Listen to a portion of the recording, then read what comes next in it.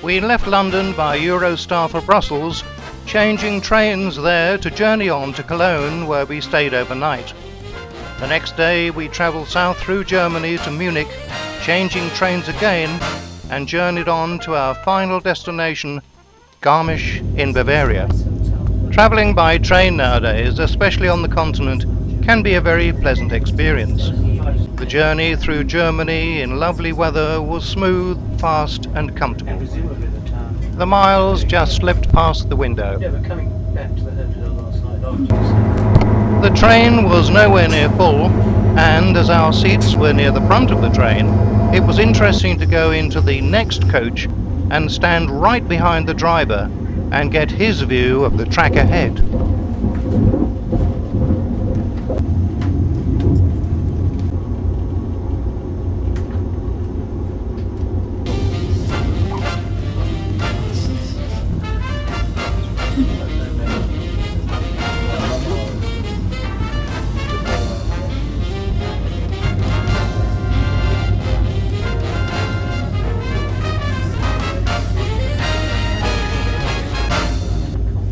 After travelling south through Germany, we eventually arrived at our destination, Garmisch.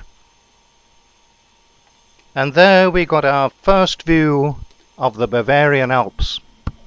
Outside the station, we saw that the glistening mountain tops overshadowed the town. We made for our hotel, the Partner Kirchnerhof, which of course was complete with its own fresco.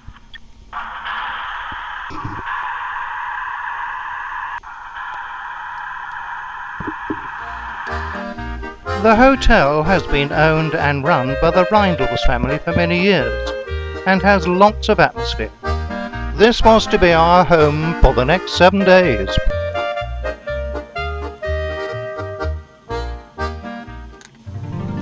The Alps dominate the skyline, with Garmisch nestling in a valley 2,000 feet above sea level.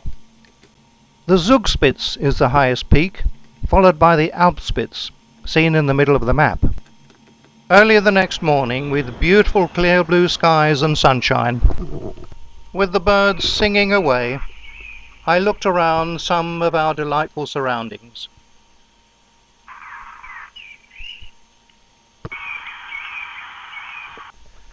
Including the stunning diamond-shaped Alpspitze, rising up to 8,600 feet. The Zugspitze is the highest mountain in Germany at 10,000 feet. Just below it is the beautiful Lake Eissee. Today we were going to the top of the Zugspitze, and we boarded a special cogwheel train which runs up the valley and then climbs into the mountain itself, where a cable car takes over to carry people to the very top. We joined people of all nationalities in the cable car, chatting away excitingly as we climbed the last few hundred feet. Snow, ice and rock just below us.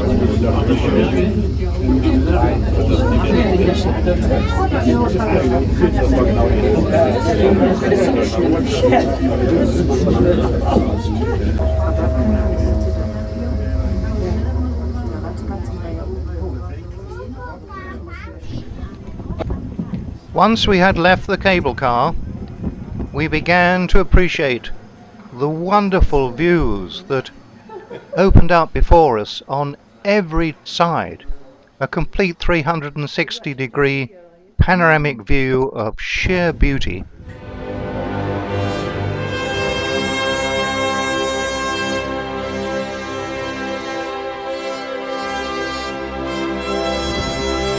A golden cross is right on the summit, a point known as the top of Germany.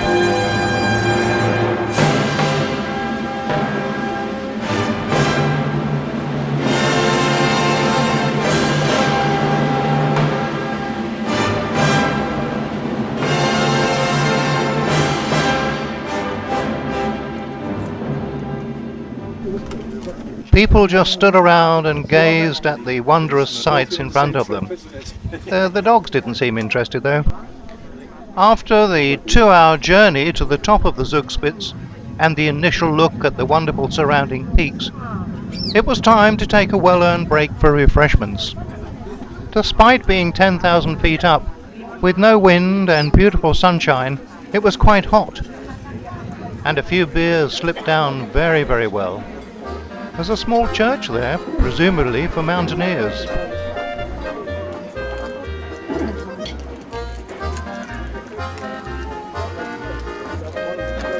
With lots of tables and bench seats, and of course sunshades, this was the most perfect spot to enjoy some food and drink.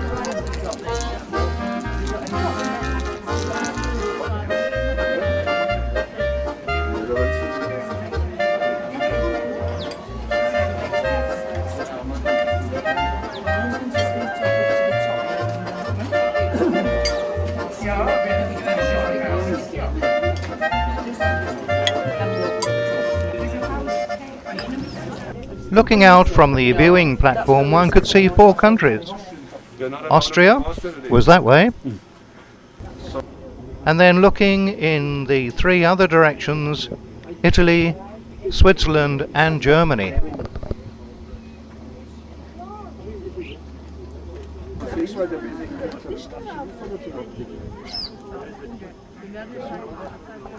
Looking down the near vertical face of the Zugspitze, one could see the valley floor stretching out 8,000 feet below us. Garmisch was tucked away in there somewhere, but there was the beautiful Lake Eissee. The peaks stretched away as far as the eye could see. But it was time to make our way back down again. We rejoined the cable car, and as we waited for it to load up with passengers, I took a last look at the surrounding peaks in all their glory on such a perfect day. And then we were off.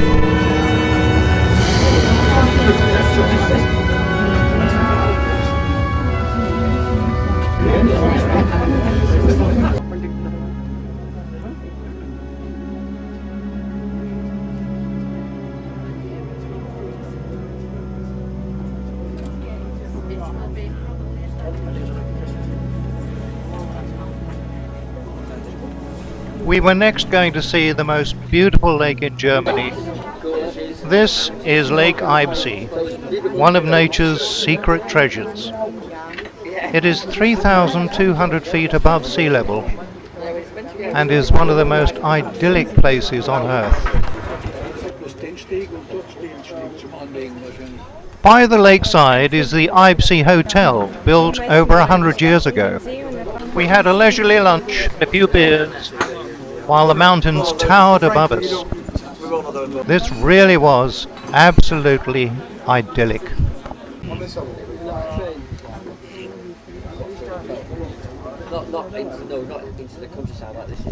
The water was crystal clear, and a couple of ducks swam leisurely past, oblivious to everybody looking at them. And then were joined by another one, and they all swam leisurely away. If you wanted to, you could be energetic and row your lady friend around the lake, or you could both take part in the exercise and pedal away, or you could be sensible and take a nice leisurely trip on a launch.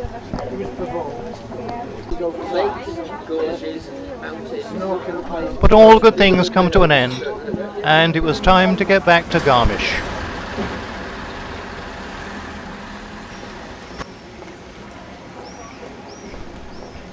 Today was market day, and like anywhere else, vendors had their stalls set out full of produce and the hope of having a successful day. Garmisch is full of interesting sights, and one of them being a very interesting little seat. There it is up against the wall, with an old chap at one end and a woman at the other, Some of the frescoes are absolutely beautiful, and we will see more of those later.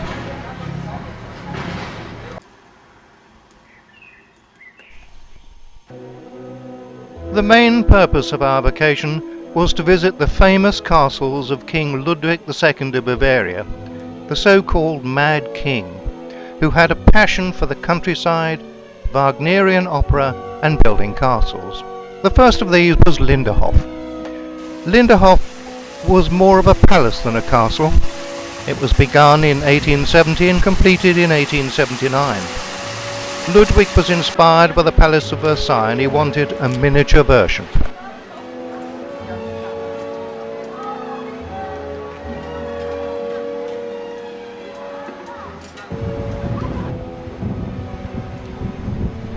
The workmanship was wonderful, and the ornate gilded balcony railings bear witness to attention to detail that he demanded from the builders and craftsmen.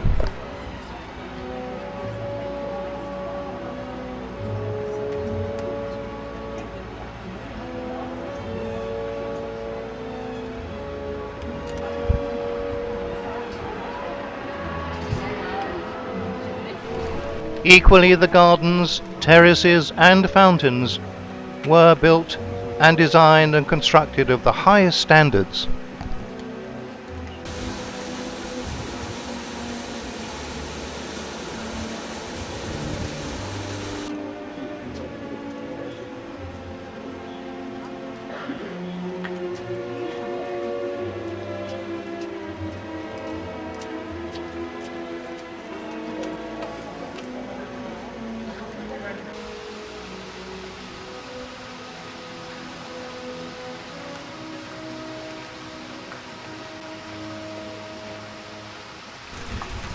The gardens were not only to the front of the palace, but also to the sides, where elegant gardens and fountains, complete with many statues, were laid out.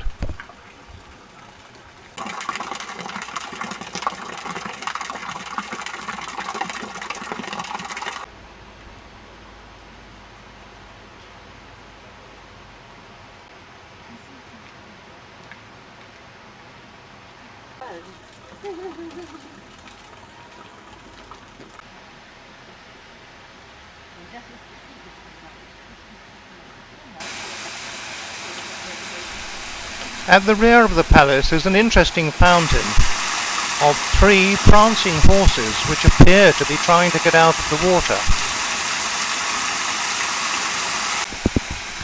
The water cascades down a series of steps, which has a sort of pagoda at the top.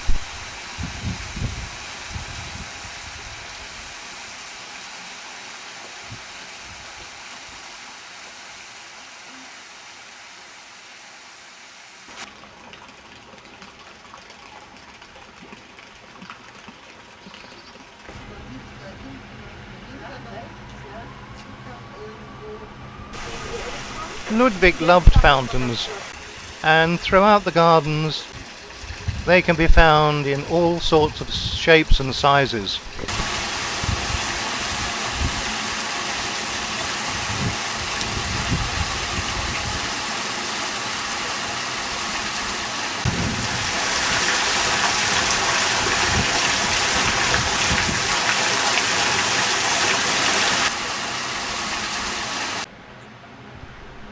Ludwig was born in 1845 and became king in 1864. He spared no expense on their decoration, as the beautiful Rose Saloon shows.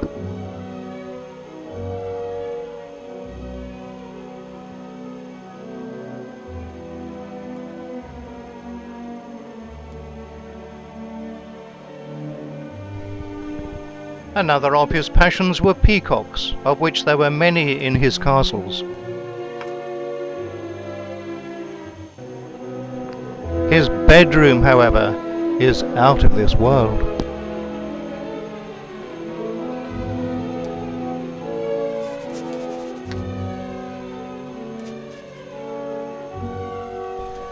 Another of his eccentricities was to have a golden covered sleigh constructed complete with a battery-operated light in the shape of a crown at the top. When he felt like it, he would have his servants convey him across the snow-covered ground at night. He made sure he was well wrapped up in furs, of course.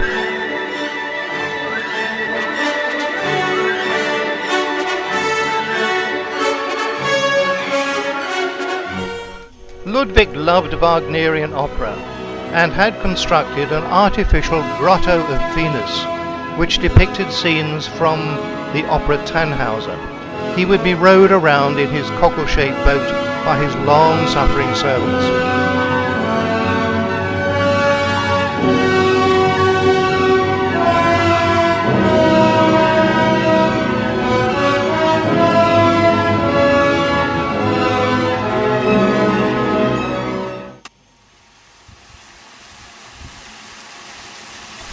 Linderhof really comes to life when the fountain operates, one of the highlights of the visit.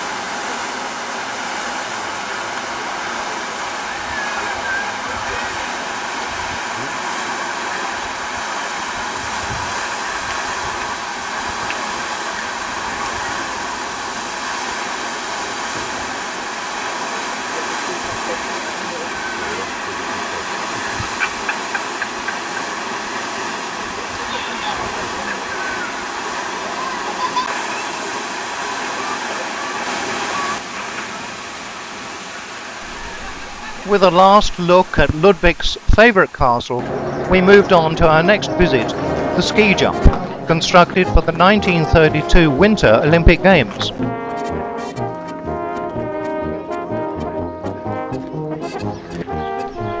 It looks pretty terrifying, and no doubt was, hurtling down to land in the catchment area, hopefully still in one piece.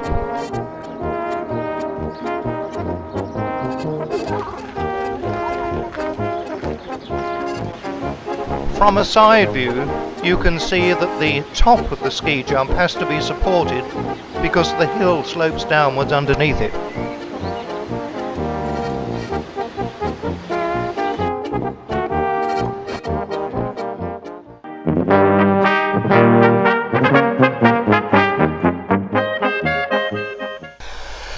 Our next visit was to the Partneck Gorge, which was close by in the Rheintal Valley. This was a very spectacular sight. The gorge has been carved out of the rock over millions of years by the Partneck mountain stream. It is half a mile long and 250 feet deep in places, and quite a climb to the top.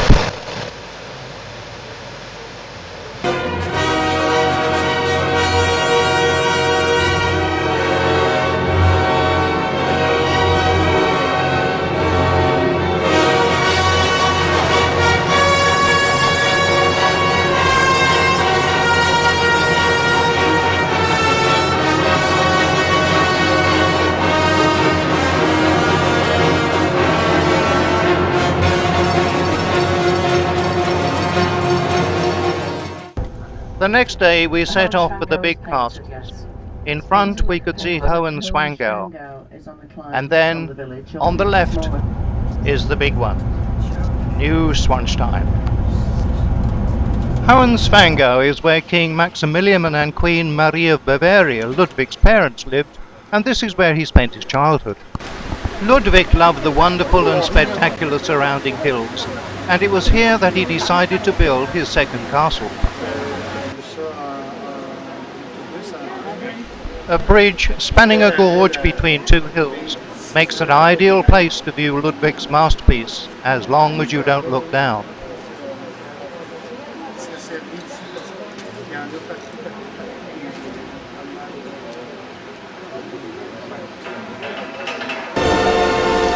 And there is Neuschwansterin in all its majestic glory, the most photographed castle in Germany and possibly the world. Walt Disney came here and was so impressed that he modelled his Disneyland castle on it.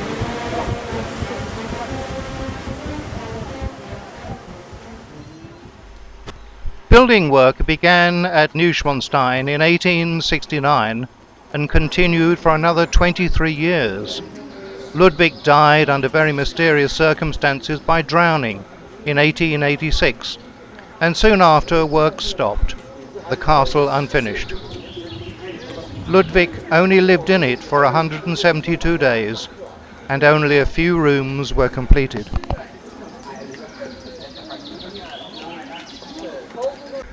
Within 2 months of his death, the castle was opened to the public. Nowadays, thousands of people from all over the world visit Neuschwansterin every year.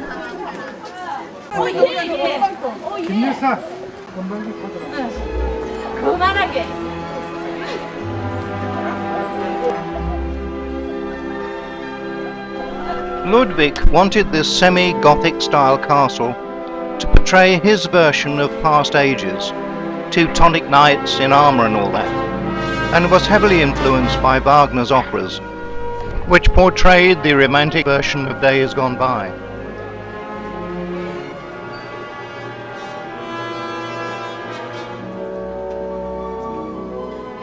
He wanted it to be a fitting focus of power for his country and his people. It is not difficult to imagine mounted knights in shining armour trotting into this courtyard. The views from the castle are breathtaking, looking out over the lakes and mountains, with Hohenschwangau Castle setting proudly above the little village, the Schwangau.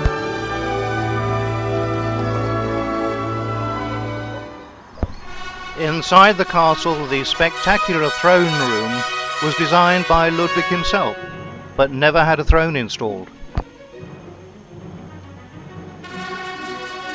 This is the view from where the throne would have been, showing the spectacular detail.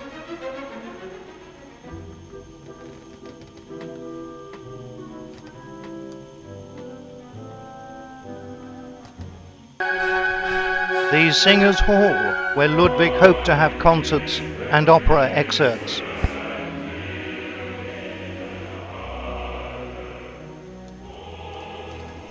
And of course the inevitable peacocks. Neuschwansterin, which Ludwig never lived to see completed. King Ludwig's obsession with building and other eccentricities brought his country to the point of bankruptcy. He was declared insane in June 1886 and died 5 days later by drowning. He was only 41. From 1869, in the little village of Schwangau, the inhabitants watched the castle take shape for over 20 years. Little did they, or anybody else, consider that as soon as Ludwig died, it would be the attention of many, many thousands of visitors from all over the world.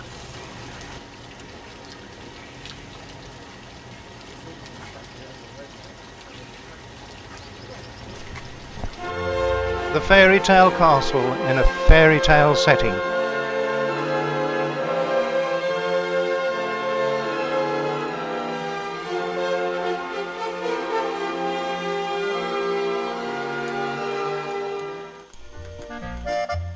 Returning to Garmisch, the following day was a free day, and I decided to take a closer look at Garmisch and to see some of the interesting decorations that adorn virtually every building in the town. This one has full-scale figures on the outside, all dressed in armour and clothing of the day.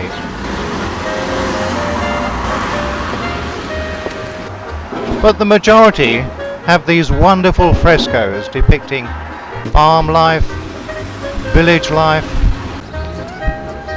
pictures of people, a blacksmith, and also the decoration around the windows, making it look as if there are very ornate window frames. Religion, of course, does come into it on occasions. which is understandable, as in years gone by it was very much the in thing.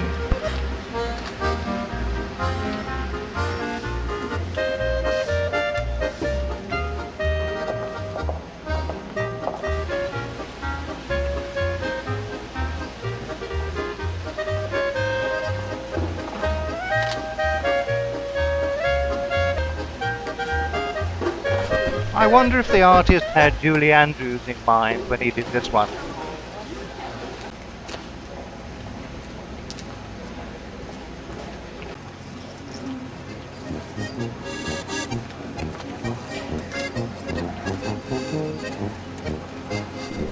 In the olden part of Garmisch, there are some very interesting signs outside of houses, shops,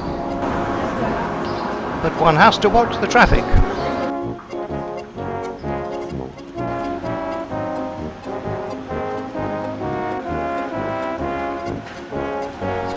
This particular roof has been copied from the one in Innsbruck.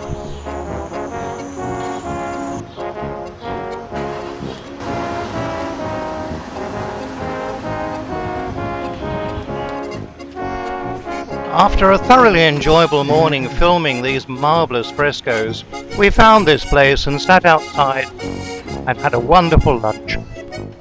The next day was our last but one of the holiday, and we took a visit to Innsbruck.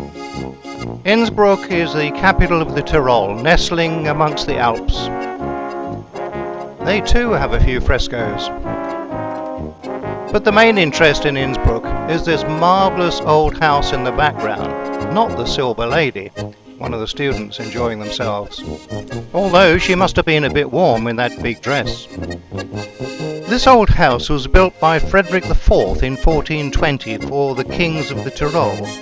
Emperor Max I added the roof over the window and covered it with 2,657 gilded copper tiles in 1500. It's remained a focal point of interest for anyone visiting Innsbruck.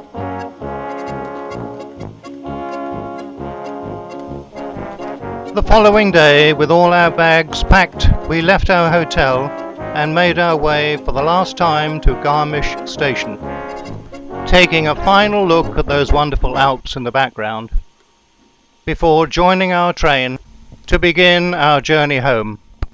The trip had been a great success with many memories. The best of all was the marvellous castle of Neuschwansterin, King Ludwig's fairy tale castle.